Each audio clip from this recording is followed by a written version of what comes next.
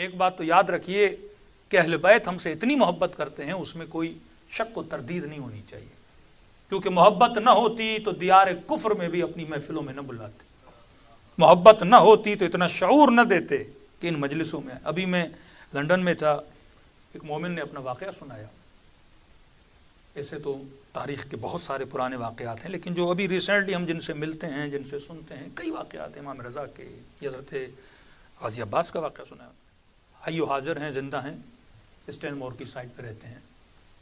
کہنے کہ مولانا ایک دن اسی طرح گھر میں کام کرتے کرتے میں جھکا، اور جیسے جھکا تو میری کمر میں چک پڑ گئی، بالکل مجھ سے اٹھا نہ جائے۔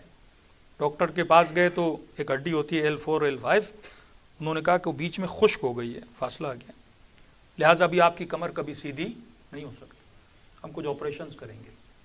کہتے مولانا 2.5 سے 3 سال تک میری کمر ایسے جھکی رہی، میں کھڑا نہیں ہو سکتا تھا، اور کبھی کبھی مجھے کئی گھنٹوں سوچنا پڑتا تھا کہ بستر پہ میں کروٹ کیسے لوں، اور وہ درد اتنا شدید ہوتا تھا کہ میری چیخیں ہمسایوں کو سنائی دیتی تھی، ہمسائے ایمبولنس کو فون کرتے تھے اور گھر پہ ایمبولنس آتی تھی۔ یعنی ایک ایسا درد، ایک ایسی تکلیف سے میں دوچار تھا کہ بتا نہیں سکتا، اور ڈاکٹرز نے کہا اگر آپریشن کریں گے تو چانسز ہیں 40%، یا کمپلیٹلی آپ پیرالائز ہو جاؤ گے یا شاید آپ ٹھیک ہو جاؤ۔ کہتا ہے وہ فارم بھی میں نے سائن کیا۔ اب 2.5 سال ایک بندہ سوچیں رکوع کی حالت میں ہو، 2.5 سال کمل سوکھ جاتی ہے وہیں پہ انسان کی، چلا نہ جائے، سویا نہ جائے، کروٹ بدلی نہ جائے، کھانا کیسے کھائے، واش روم کی تکلیف ہے، وہ ساری تکلیف اپنی جگہ۔ کہ ایسے ہی کسی نے کہا کہ اب آپریشن سے پہلے ایک زیارت کربلا ہوا، میں نے کہا چلا جاؤں کیونکہ پتہ نہیں اس کے بعد میں زندہ بھی رہوں کہ نہیں رہوں۔ اب کہہ رہا ہے اس نیت سے نہیں گیا کہ شفا لینے جاؤں، اس نیت سے گیا کہ اہل بیت کا آخری دیدار کر لوں، اور اگر مر گیا تو قبر میں اللہ ان کی مجھے شفاعت عطا کرے۔ کہتا ہے اس طرح غازی عباس کے حرم میں گیا، ڈیلی جاتا تھا، رات کو دعائیں کرتا تھا، اسی طرح جھک کے جس طرح آدمی جاتا ہے رکوع کی حالت میں، ڈیلی جاؤں اور ڈیلی آؤں۔ کہتا ہے ایک دن رات کا وقت تھا، حرم میں بالکل رش نہیں تھا، تو میں حضرت عباس کی جو زری ہے اس کو بوسہ دے رہا تھا اور اپنے آخرت کے لیے دعائیں کر رہا تھا۔ کہتے وہاں پہ ایک عربی لباس میں ایک عرب آیا، قدابر عرب، اور پرانے زمانے کے جو کوٹ ہوتے ہیں اور کپڑے ہوتے ہیں جو عربوں نے پہنے ہوتے ہیں، جو خدام آپ نے دیکھے ہوں گے خاص طریقے کپڑے پہنتے ہیں، وہ میری طرف آیا اور کہنے لگا کہ ظاہر، اب دیکھا کمر میری جھکی ہوئی ہے، کہ اپنی کمر کو حضرت عباس کی زری سے مس کرو۔ اب آپ کو پتا ہے کہ پاکستانیوں میں ادب بہت زیادہ ہوتا ہے، عقیدے کے اعتبار سے ادب بہت ہوتا ہے۔ اس نے کہا نہیں، ہم کمر نہیں کرتے حضرت عباس کی طرح، میں ایسے ہی چہرہ کر کے جاتا ہوں۔ کہ اس نے ڈانٹا مجھے، کہا تجھے تکلیف ہے اپنی کمر کو زری سے مس کرو۔ تو میں نے دیکھا کہ وہ کیا کر رہا تھا، کبھی زری پہ ہاتھ لگا کے آنکھوں پہ لگا رہا ہے، کبھی دل پہ لگا رہا ہے۔ جو مریض تھے وہ اپنے وجود کو حضرت عباس کی زری سے کیا کر رہے تھے، مس کر رہے تھے۔ کچھ نے رسیاں باندھ کے حضرت عباس کی زری کے ساتھ خود کو کیا کیا ہوا ہے، باندھا ہوا ہے۔ میں نے ایک بار بات نہیں مانی، مجھے ڈانٹا کہ کمر میں تکلیف ہے، میں کہہ رہا ہوں کہ اپنی کمر کو مس کرو حضرت عباس کی زری سے۔ کہتے مولانا جیسے میں نے اپنی کمر کی جو تکلیف تھی اور وہ جو ریڑھ کی ہڈی تھی وہ میں نے حضرت عباس کی زری سے مس کیا، اور کہتے جیسے میں نے مس کیا جیسے ہلکا سا ایک بیٹری کا کرنٹ لگتا ہے، آپ ہاتھ میں ہلکا سا بیٹری کا جیسے کرنٹ لگتا ہے، میں نے محسوس کیا کہ میری ہڈی کو وہ کرنٹ لگا، اور جیسے کرنٹ لگا میں نے اپنی کمر سیدھی کر دی۔ کہتا ہے میں نے زندگی میں اتنا گریہ نہیں کیا، کیونکہ اتنے سالوں کے بعد میں نے کھڑے ہو کے اپنی پہلی نماز پڑھی، وہ بھی حضرت عباس کے حرم میں پڑھی۔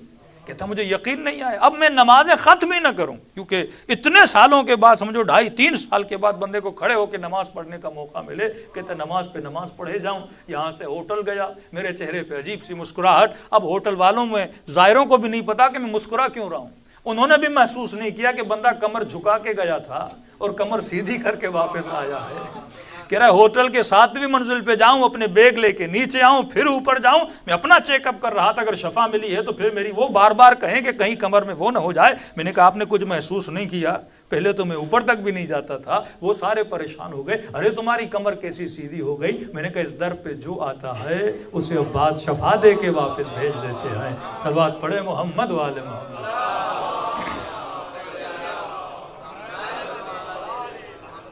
وَعَجِّلْ فَرَجَهُمْ۔ تو یہ جو معجزات اہل بیت علیہ الصلوۃ والسلام کے، یہ ان کی محبت کا اظہار ہے کہ ہم ان کے در پہ جاتے ہیں، وہ ہم محبت کا اظہار کرتے ہیں۔ لیکن سوال یہ ہے کہ ہم نے اظہار محبت کیسے کرنا ہے؟ مجلس ایک چھوٹا سا طریقہ اظہار محبت کا ہے، لیکن سب سے زیادہ خوشی اہل بیت کو کس چیز سے ملتی ہے؟ وہ نقطہ آپ دیکھیں کہ کئی مومنین کہتے ہیں مولانا جب کربلا جاتے ہیں تو ہمیں دو گنبد نظر آتے ہیں، ایک امام حسین کا، ایک حضرت عباس کا۔ واللہ کبھی یہ محسوس کیا کہ ایک امام ہے دوسرا امام نہیں ہے؟ دور سے ایسے لگتا ہے کہ دونوں اماموں کے روزے ہیں، اور اتنی تاکید امام حسین کی کہ میری زیارت سے پہلے عباس کی زیارت کیا کرو۔ 4 امام زادے ہیں جن کا مقام اتنا بلند ہے، ایک حضرت معصومہ قوم جن کی زیارت کا ثواب جناب سیدہ کی زیارت کے ثواب کے برابر ہے، لوگ کو کاپی کرتے ہیں۔ مختصراً بیان کر رہا ہوں، ایک اہل بیت کی زندگی کا یہ پہلو ہے کہ اہل بیت کے معجزات کیا ہیں۔ مثلا چاند کے 2 ٹکڑے کر دیے، امیر المومنین پانی پہ چلتے تھے، اپنی ٹھوکر سے مردے کو زندہ کر دیا، جو سوال کیا جائے امیر المومنین جواب دیں۔ اب سوال یہ ہے کہ یہ جو معجزات ہیں یہ صرف اور صرف اہل بیت کے ہیں، ان سے میرا کوئی لینا دینا نہیں ہے۔ ان معجزات کے سننے سے میرے ایمان میں کیا پیدا ہوتی ہے؟ تازگی پیدا ہوتی ہے۔ لیکن میں کسی مردے کو زندہ نہیں کر سکتا، میں پانی پہ نہیں چل سکتا، میں چاند کے 2 ٹکڑے نہیں کر سکتا۔ دوسرا یہ کہ بھائی امام حسین کیا پہنتے تھے، امام حسین کیا کھاتے تھے، امام حسین کا گھر کیسا تھا۔ کئی لوگ جاتے ہیں نجف میں، مولا علی کا گھر دیکھ کے آتے، مومنہ نے میسج کیا کہ مولانا میرے شوہر نے میرا جینا حرام کر دیا۔ میں نے کہا کیا ہوا؟ کہ نجف جا کے امیر المومنین کا گھر دیکھ کے کہ اب یہ بڑا گھر بیچوں گا، آج کے بعد ہم چھوٹا گھر لیں گے، اور جیسے امیر المومنین کا چھوٹا گھر تھا ویسی زندگی ہم بتانا شروع کر دیں گے۔ تو ایک یہ پہلو ہے کہ واقعاً اہل بیت کیسے گھروں میں رہتے تھے، کیسی سواریاں تھیں، اس پہلو کو بھی ہم پریکٹیکلی کاپی نہیں کر سکتے۔ نہ ویسے گھروں میں آج ہم رہ سکتے ہیں، نہ وہ جو کی سوکھی روٹی ہم کھا سکتے ہیں، نہ 1000 رکعت نماز ہم پڑھ سکتے ہیں، ہماری استطاعت میں نہیں ہے۔ دوسرا ٹائم وائز ہر زمانے کی اپنی فیسلٹیز ہوتی ہیں۔ اگر وہ زمانے میں گھوڑے پہ سواری کرتے تھے تو آج کیا ہم گھوڑوں پہ سواری کریں؟ ایک بچے نے اچھا کوشچن کیا کہ مولانا بار سننے میں آتا ہے نا بچے امام زمان آئیں گے، اکثر فلموں میں دکھاتے ہیں گھوڑے پہ آئیں گے، تو میں نے کہا کیا مطلب مولا گھوڑے پہ جائیں گے، آپ لینڈ کروزر پہ جاؤ گے؟ یہ کیسی آپ کی سوچ ہے کہ امام زمانہ آئیں گے اور ٹائم کی جو ٹیکنالوجی ہوگی اس ٹیکنالوجی کو کیا کریں گے؟ ریجیکٹ کر دیں گے۔ تو میں نے کہا یہ بتاؤ ایک بندہ گھوڑے پہ جائے ایک بندہ گاڑی پہ جائے، پہلے کون پہنچے گا؟ تو اگر مولا نے معجزے سے ہی پہنچنا ہے تو تیل عرض کریں گے، پھر گھوڑے پہ کیوں جائیں گے؟ اس زمانے کی سواری اگر خچر تھی تو خچر پہ، اونٹ تھی تو اونٹ پہ، ہاتھی ہوگا تو ہاتھی پہ، گھوڑا ہوگا تو گھوڑے پہ۔ آج کے زمانے کی سواری اگر گاڑی ہے تو گاڑی پہ۔ مسئلہ شریعت کا ہے، اگر سواری حلال ہے تو اس پہ سوار ہونا حرام نہیں ہے۔ اس زمانے کے جو کپڑے تھے وہ زمانے کے تھے، آج کے زمانے کے جو کپڑے آج کے زمانے کے ہیں۔ اس زمانے کے کھانے تھے کہ مولانا مجلس میں نیاز کا ہے کہ بریانی ہے کہ نہیں، اہل بیت نے کبھی بریانی نہیں کھائی۔ ہم بریانی نہیں کھائیں گے، ہم سویاں اور کسٹر نہیں کھائیں گے، جو اہل بیت کھاتے تھے ہم وہی کھائیں گے۔ جناب والا ایسا کچھ بھی نہیں ہے۔ اس زمانے میں وہ جو پہنتے تھے یا کھاتے تھے وہ اپنے زمانے کے حساب سے کھاتے تھے۔ اب پوری دنیا تو عربستان میں نہیں رہتی نا، کوئی ایران میں رہتا تھا، کوئی زمانے میں ہندوستان میں رہتا تھا۔ ہر زمانے کے اپنے کپڑے اور اپنا لباس ہوتا ہے، اس میں کوئی حرج نہیں ہے۔ تو پہلا پہلو اہل بیت کے معجزات جن کو پریکٹیکلی ہم فالو نہیں کر سکتے۔ دوسرا یہ کیا کھاتے تھے، کیا پیتے تھے، کیسا لباس تھا، اس کو بھی ہم پریکٹیکلی فالو نہیں کر سکتے۔ اہل بیت کی زندگی کا جس کو عباس نے فالو کیا، جس کو سیدہ زینب نے فالو کیا، جس کو حبیب ابن مظاہر نے فالو کیا، جس کو امام خمینی نے فالو کیا، جس کو شہید حسینی نے فالو کیا، جس کی امت کے علماء نے فالو کیا، وہ تھا امام حسین کے بتائے ہوئے اصول۔ اصول یہ تھا کہ ظالم کے مقابلے میں کھڑا ہونا، یہ حسین کا اصول تھا۔ شجاعت کا مظاہرہ کرنا، یہ حسین کا اصول تھا۔ اپنے امام زمانہ کے ساتھ وفا کرنا، یہ عباس کا اصول تھا۔ اب شاید آپ کہیں کہ مولانا یو کے میں رہتا ہوں، بریڈ فورڈ میں رہتا ہوں، کھانا کون سا کھاؤں؟ میں نے کہا مولا اگر بتانے پر آئے تو اس زمانے میں پزا نہیں تھا، اس زمانے میں برگر نہیں تھا، تو امام نے اصول بتا دیا کہ وہ کھاؤ جو حلال ہو۔ وہ کھاؤ جو طیب ہو، وہ کھاؤ جو طاہر ہو۔ آپ نے بچے کو اصول بتا دیا، اب دنیا کے کسی بھی کونے میں جائے گا یہ پہلے دیکھے گا حلال ہے کہ نہیں ہے۔ پھر کہا کہ مولانا کپڑے کون سے پہنے؟ امام نے اصول بتا دیا، لباس وہ پہنا جس میں حیا پایا جاتا ہو، جس میں عفت پائی جاتی ہو۔ تو اگر اصول کو فالو کیا جائے تو دنیا بھی آباد ہے، آخرت بھی آباد ہے۔ صلوات پڑھے محمد و آل محمد۔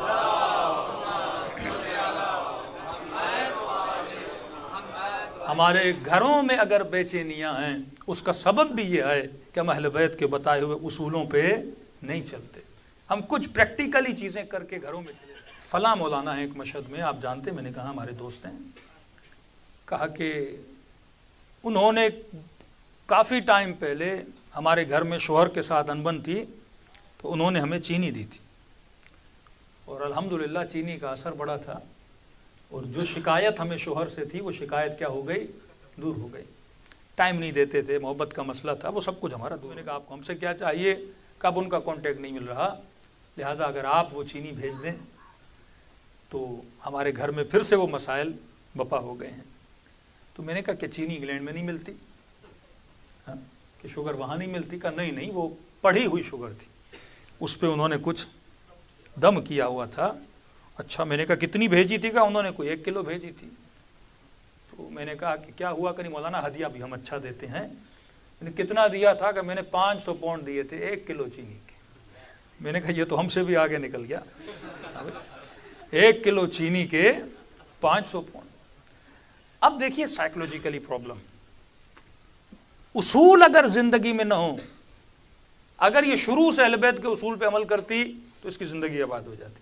اب میں نے اس دوست مولوی کو بھی بچانا تھا اور اس کو بھی سمجھانا تھا، اب ظاہر اس کی روزی پہ بھی ہم نے لات نہیں مارنی، تو میں نے اس کو اشاروں کے نایوں میں سمجھایا، اتنا ان کو نہیں سمجھایا جتنا آپ کو سمجھا رہا ہوں۔ اب ہوتا یہ ہے کہ مثلاً کوئی خاتون فون کرے گی، مولانا صاحب شوہر کے ساتھ بنتی نہیں ہے۔ ٹھیک ہے بھائی، کیا کریں؟ وہ کہ ٹھیک ہے میں دعا پڑھ کے دیتا ہوں۔ تو پہلے پوچھے گا کہ آپ کے شوہر کو کیا پسند ہے؟ میٹھا کھاتے ہیں؟ میٹھے کے بڑے شوقین ہیں۔ اچھا میٹھے میں کیا پسند ہے؟ کسٹرڈ پسند ہے، سویاں پسند ہے کہ نہیں؟ مولانا چائے بہت پیتے ہیں۔ اب کہے گا میں آپ کی طرف چینی بھیج رہا ہوں، چینی بھیج رہا ہوں کہ شوہر کو کم از کم دن میں اگر 4 کپ پیتا ہے تو آپ نے 5 پلانے ہیں، اور اس چائے کے کپ میں آپ نے چینی ملا کر دے دینی ہے۔ اب پہلے کیا ہوتا تھا کہ میاں جب گھر آتے تھے، مرد ظاہر تھکا ہوا ٹوٹا ہوا کام سے بزنس سے گھر آیا، اب انتظار میں ہے کہ بیوی کوئی چائے کا کپ لائے تاکہ سر کا درد دور ہو جائے۔ اب چائے کے کپ کے آنے سے پہلے بیویاں 10 سوال کرتی ہیں، کہاں تھے، دیر کیوں کی، فلاں چیز لائے کہ نہیں لائے؟ وہ کہے گا پہلے چائے کا کپ تو لاؤ پھر باتیں کرتے ہیں۔ کہ نہیں پہلے جواب دو، تو گھر میں انبن ہو جاتی تھی۔ اب اس کی یہی پریشانی تھی کہ بیوی چائے کا کپ نہیں لاتی۔ اب مولوی کے کہنے کا اثر کیا ہوا؟ شوہر گھر آیا نہیں، چائے پہلے سے تیار، وہ صوفے پہ بیٹھا نہیں، چائے پہلے سے تیار۔ اب ایک سائیکولوجیکلی افیکٹ ہوتا ہے، وہ مرد بھی سوچے کہ بیوی اتنی نیک ہو گئی کہ میرے کہنے سے پہلے چائے کے کپ لا رہی ہے، میرے کہنے سے پہلے میری خدمت ہو رہی ہے۔ تو اس کے ایکشن کی وجہ سے اس کے دل میں کیا پیدا ہو گئی؟ محبت پیدا ہو گئی، اور ان کی انبن کیا ہو گئی؟ ختم ہو گئی۔ تو اس نے کمزوری پکڑی اور چینی کے 500 پاؤنڈ لے لیے۔ اگر پہلے دن سے اہل بیت کے بتائے ہوئے اصولوں پہ انسان عمل کرتا ہے، امام معصوم کیا فرماتے ہیں؟ فرماتے ہیں کہ شوہر کو کیسا ہونا چاہیے، بیوی کو کیسا ہونا چاہیے؟ کہ مولا بیوی کیسی ہو؟ فرمایا بیوی کو کھلے ہوئے پھول کی طرح ہونا چاہیے۔ کھلا ہوا پھول، آپ گلاب کے کسی باغ میں چلے جاؤ، ایک پھول کھلا ہوا، تو بندہ جب کھلے ہوئے پھول کو دیکھتا ہے تو اس کے وجود میں ایک پازیٹیو انرجی آتی ہے، کھلے ہوئے پھول کی طرح ہونی چاہیے۔ کہ مولا شوہر کیسا؟ کھلا ہوا پھول مطلب جیسے مرد گھر میں آئے تو جب اس کو ویلکم کرے تو چہرے پہ کیا ہونی چاہیے؟ مسکراہٹ ہونی چاہیے۔ اور مولا تو وہی فرماتے مومن کی نشانی بھی یہی ہے کہ مومن کے چہرے پہ کیا ہوتی ہے؟ مسکراہٹ ہوتی ہے۔ دوسرا فرماتے مومن سخی ہوتا ہے، فرمایا سخی علی کو بھی اچھا لگتا ہے، بیوی کو بھی اچھا لگتا ہے۔ کنجوس نہ علی کو اچھا لگتا ہے نہ بیوی کو اچھا لگتا ہے۔ کہ مولا مرد کیسا ہونا چاہیے؟ پھر فرماتے میرے آقا، فرمایا جب بارش ہوتی ہے تمہاری چپل پہ کیچڑ لگ جاتا ہے، فرمایا کیچڑ والے چپل گھر لے کر جاتے ہو؟ کہ نہیں مولا۔ پہلے کیا کرتے ہو؟ کہ مولا چپلوں کو صاف کرتے ہیں پھر گھر جاتے ہیں۔ جب گھر سے باہر سے اندر جائے تو باہر کے جتنے ٹینشنز ہیں وہ دروازے پہ چھوڑ کے اور فریش ہو کے اپنے گھر کے اندر داخل ہو جائے۔ اگر ان اصولوں پہ عمل کرے گا تو دنیا میں بھی خوشیاں ملیں گی، آخرت میں بھی خوشیاں ملیں گی۔ صلوات پڑھے محمد و آل محمد۔ فعجل فرجہم، تو ایک پہلو اہل بیت کے معجزات، دوسرا پہلو کیا پہنتے تھے، تیسرا پہلو اہل بیت نے جو اصول بتائے ہیں، یہ گھروں میں ناچاکیاں، یہ ڈائیورس کا ریشو اوپر جانا، یہ خیانتیں جو گھروں میں ہوتی ہیں، ان سب کا سبب یہ ہے کہ ہم نے ان اصولوں کو فالو نہیں کیا جو اہل بیت علیہ الصلوۃ والسلام نے بتایا۔